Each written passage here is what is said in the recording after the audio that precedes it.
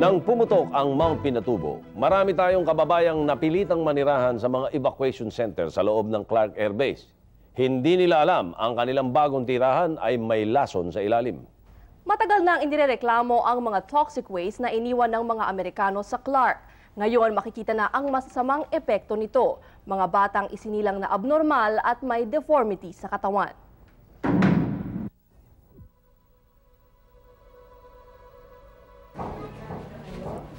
Ito si Sheila Pineda, bunso sa 4 na magkakapatid. Ang kanyang mga magulang ay walang permanenteng trabaho. Nakatira sa Madapdap Resettlement Area sa Pampanga. Si Sheila ay may mabigat na karamdaman. Ipinanganak siyang may sakit sa puso na kung tawagin ay congenital heart disease. Ngayon, nung 7 months pa lang siya, doon lang nila nalaman na may sakit sa puso. Tapos dinala namin sa art center. Bali, tunido echo nila doon at saka ECG, x-ray. Kaya lumitaw yung sakit niya. Butas daw sa puso. Ito naman ang Clark Air Force Base Command o CABCOM Complex. Matatagpuan sa loob ng Clark Field, Pampanga. Dito nanirahan ng pamilya Pineda ng mahigit 7 taon. Mula nang matabunan ng lahar ang dati nilang tirahan. Sa lugar na ito, may iba pang mga batang isinilang na may congenital heart disease. Tulad na lamang nitong si Roel Borja, 5 taong gulang.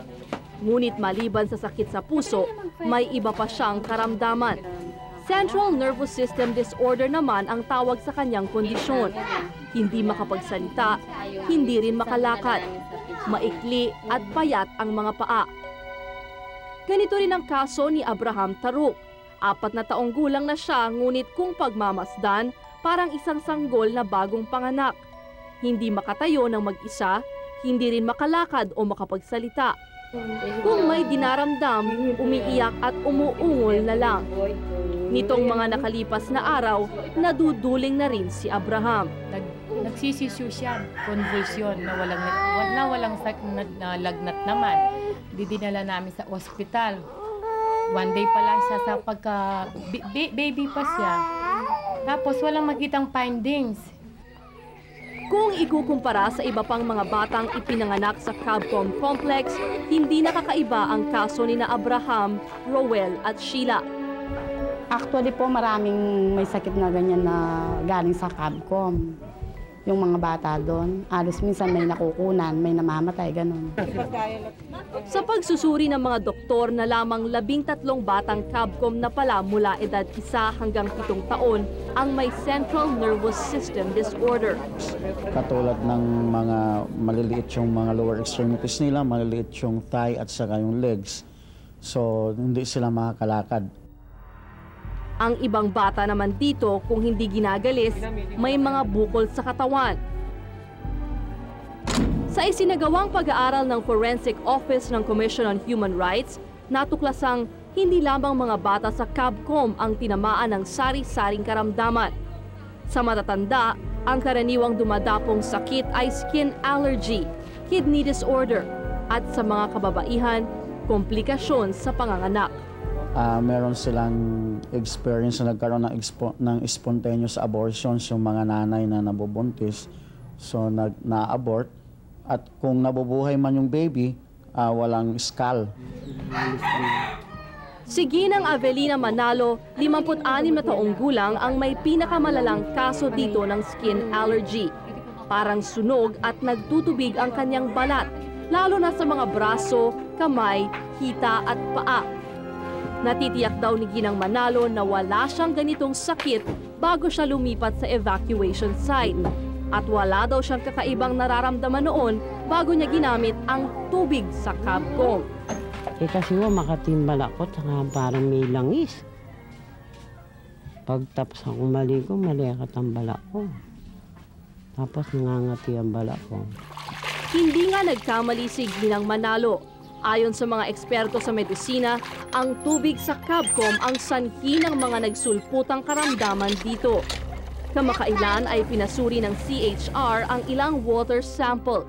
Positibong may mercury at nitrate ang mga ito.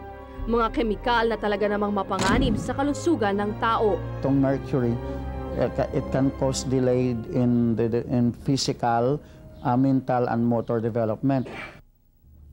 Napag-alaman din na ang mababagsik na kemikal ay nanggagaling sa mga toxic waste na nakabaon sa lupa.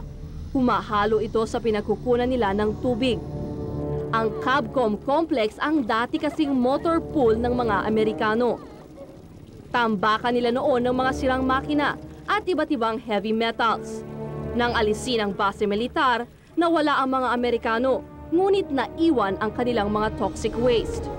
Ayon sa People's Task Force on Bases Cleanup, maaaring naiwasan ang pagkalat ng sakit kung noon pa'y inobliga na ng ating gobyerno ang mga Amerikano na linisin ang iniwan nilang basura dito. Unang-una, meron na nga silang ginawa doon sa ilang panahon na nag-stay sila dito, tapos ngayon ibabalik na naman natin sila. So there could be another incident of dumping sa area, no? Nakapagtataka rin naman kung bakit sa dami ng mga nagkakasakit sa Cabcom, hindi ito nabigyan agad ng kaukulang pansin ng lokal na pamahalaan o ng Department of Health man lamang. May naniniwalang ang usapin sa VFA ang dahilan. Maybe siguro, meron kasi tayong pinoprotektahan diplomatic relationship with the US government, so probably that could be the reason. Ito namang mga effects ng toxic waste have to be proven by formal epidemiological analysis, no? Sa ngayon, wala pang ebidensya na totoong nagkakaroon ng clustering of cases and so forth, but there is that possibility and we're taking action on that, no? Hindi lamang ngayon nagsimulang magkasakit ang mga taga-Cabcom. Katunayan, mula pa noong 1994, 50 residente na ang namatay ng dahil sa iba't ibang sakit, dulot ng tubig na may halong mercury, nitrate at coliform bacteria. May pangamba ring kumalat na ang contaminated na tubig sa iba pang karatig lugar. Sino nga ba ang dapat managot sa mga dinapuan ng sakit habang sila ay nasa Cabcom evacuation site? Ang mga Amerikano ba? Ang Clark Development Corporation na namabahala sa Cabcom Complex? O ang Mount Pinatubo Commission na nagdala sa mga evacuees dito?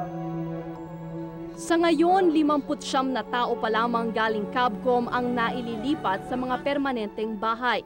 Ang iba naman ay binibigyan ng mga pansamantalang bunk houses sa ibang evacuation site. Ngunit marami pa rin ang nagpupumilit na manatili sa Cabcom. Iniinom at ginagamit pa rin nila ang mapanganib na tubig.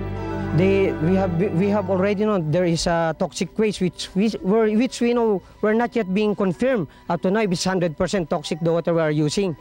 But unfortunately for us, these people would rather stay in Cabcom despite all these notices for them to vacate the area because of the toxic contamination.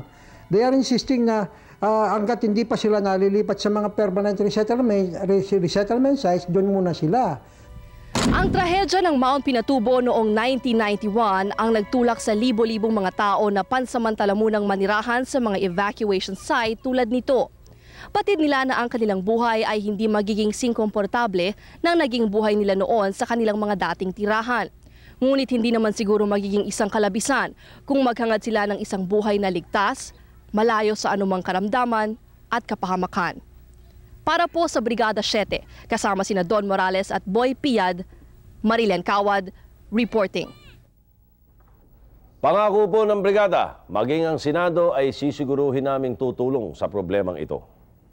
Ang benepisyo ng ating mga veterano na kung kani-kanino napupunta sa pagbabalik ng Brigada 7.